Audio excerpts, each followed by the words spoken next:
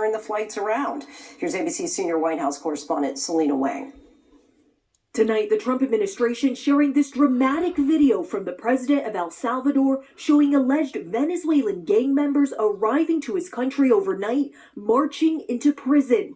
The administration deporting hundreds of Venezuelans from the U.S. that they accuse of being members of Tren de Aragua, despite a federal judge yesterday ordering the administration to temporarily cease deportations under the Alien Enemies Act. The president invoking the obscure wartime law from 1798 that was partially used to intern Japanese Americans during World War II, allowing the government to deport non-citizens without due process. The judge saying during yesterday's hearing, any plane containing these folks that is going to take off or is in the air needs to be returned to the United States.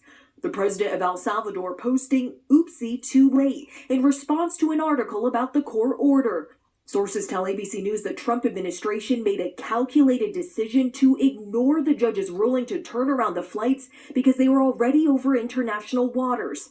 But in a filing today, the Department of Justice claiming some gang members subject to removal under the act were deported before the court's order.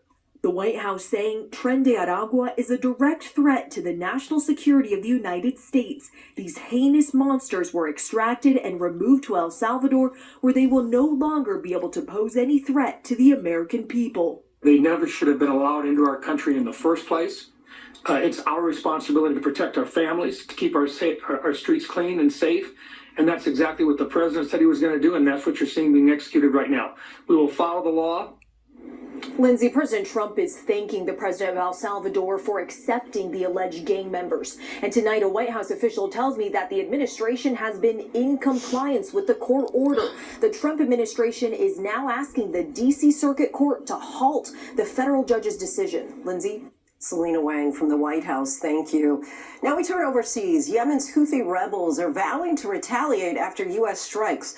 The White House released a photo of President Trump watching as American forces carried out the attacks. The Houthis claim at least 53 people were killed. ABC's Christian Cordero has the latest. Rising tensions in the Middle East tonight, just 24 hours after President Trump launched a large-scale attack on Iranian-backed Houthi rebels inside Yemen.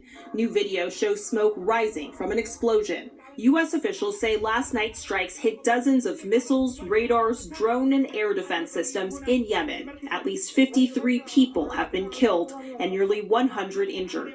The Houthis promised to respond, claiming they launched retaliatory missiles and a drone at USS Harry Truman in the Red Sea, the same aircraft carrier that sent these fighter jets to strike Yemen. However, a U.S. official tells ABC News their claim wasn't true. The Biden administration had also conducted airstrikes against the Houthis, but President Trump vows this time is different, writing Iran's support for the group who's targeted commercial vessels and U.S. Navy ships at one of the world's most vital shipping routes must end immediately. It is Iran that has repeatedly funded, resourced, trained, and helped the Houthis target not only U.S. warships, but global commerce, and has helped the Houthis shut down two of the world's most strategic sea lanes.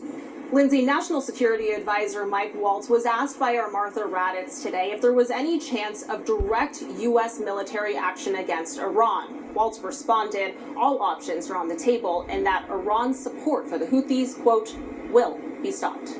Lindsay? Christian, thank you. Tonight, authorities in the Dominican Republic are focusing on the last person they believe saw a missing college student alive. Officials seized the passport of Joshua Uribe, an American college senior, and they say they're examining possible inconsistencies in his story. ABC's Ariel Reshev has the latest from Punta Cana. Tonight, Joshua Uribe, the man police believe to be the last person to have seen missing University of Pittsburgh student Siddiqua Kananki, facing questions from Dominican prosecutors. Officials confiscating his passport, the 22-year-old from Iowa interviewed by authorities at the Punta Cana hotel where he and Kananki had been staying with their friends. Uribe sitting for hours of questioning, walking investigators through the details of that early morning, even going with them and his lawyers to the beach where police believe Kananki vanished. For days, local authorities have maintained Uribe is not a suspect, and he has not been charged with any crime.